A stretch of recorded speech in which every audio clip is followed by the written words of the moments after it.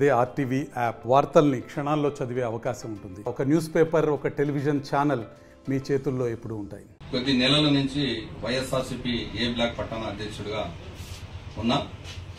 6 నెలల నుంచి నేను కష్టపడి పని చేసుకుంటూ వచ్చిన. కానీ వేణురెడ్డి నాకు గుర్తించి ఏ బ్లాక్ కన్వీనర్ గా నాకు దీపి గారి ద్వారా నియమించినారు. సంతోషమే.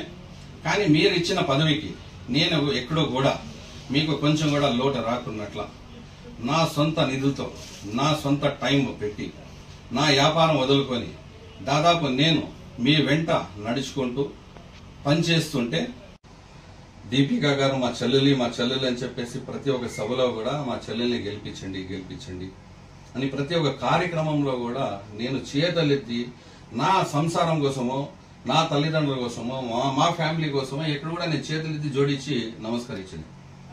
కానీ ఒకసారి పార్టీని గెలిపించుకోవాలా అని చెప్పేసి ఎంతో కష్టపడినా, ఎంతో తిరిగినా.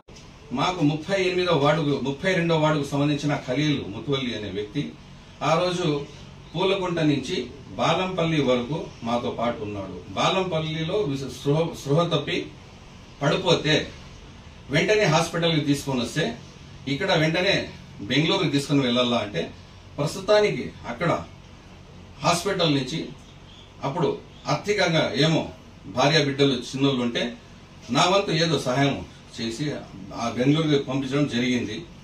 దాని తర్వాత నేను కూడా బెంగళూరు వెళ్ళినా, చూసిన అక్కడ.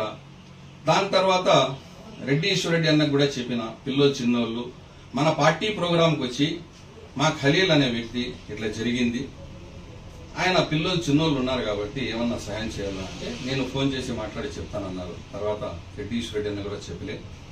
బాబురెడ్డి అన్నకు ఫోన్ చేసిన, బాబురెడ్డి కూడాను ఫోన్ లిఫ్ట్ చేయకుంటే నేను వాట్సాప్ ద్వారా మెసేజ్ పెట్టి ఏమి ఫోన్ అని చెప్పి వేణురెడ్డి ఫోన్ కట్ చేసిన.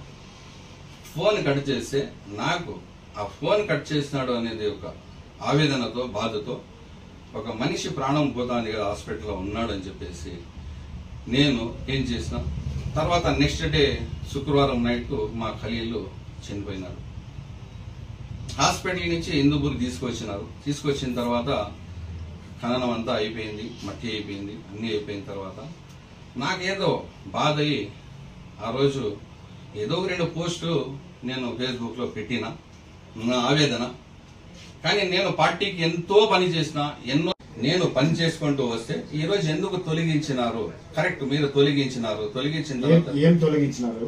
నా పట్టణ కన్వీనర్ బాధ్యతల నుంచి నాకు తొలగించి మన్సూర్ అనే నా ఫ్రెండ్ అతను కూడా ఆ వ్యక్తికి ఇచ్చినారు. కరెక్టే, మీరు మన్సూర్ విషయంతో నేను నా పట్టణ అధ్యక్షునిగా ఏ బ్లాక్ కన్వీనర్ గా నేను రాజీనామా పెట్టుకున్నట్ల కొనసాగుకుంటూ వచ్చిన.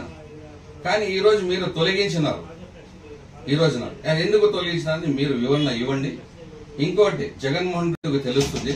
కానీ జగనన్న ఏం చేస్తున్నారు, మీరు 2 నెలలకు ముందో 3 నెలలకు ముందో నెలకు ముందో క్యాండిడేట్లు మారుస్తున్నారు. కానీ వాళ్లకు మా విలువ తెలియదు, ఎవరికి ఎట్లయితే తీసుకోవాలనేది తెలియదు. కాబట్టి మా అట్లా కార్యకర్తలు, చిన్న చితక నాయకులు చాలా మోసపోతున్నారు. మీరు ఒకసారి గ్రహించండి, మీరు ఒకసారి గమనించండి, మీరు ఒకసారి న్యాయం చేస్తారనేసి మీకు కోరుకుంటూ, అలాగే ఈ పరిస్థితి హిందూపూర్లో ఇలాగే ఉంటే నేనే కాదు చాలా మంది కూడా పార్టీలో కొనసాగలేని పరిస్థితి వచ్చింది జగనన్న.